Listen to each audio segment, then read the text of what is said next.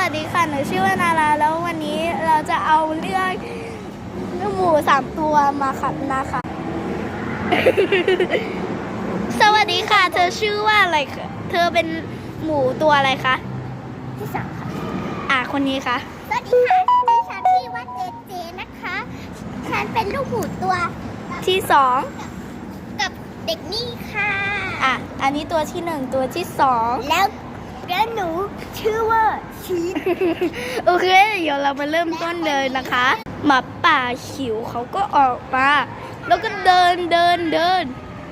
เปิดใครอยู่ในประตูเปิดอยู่ฉันจะปิวไปเลยไม่มีใครตอบเพราะว่ามูสแกคงมาไม่ได้หรอกเจ้าหมาป่าอย่ามาเกี่ยว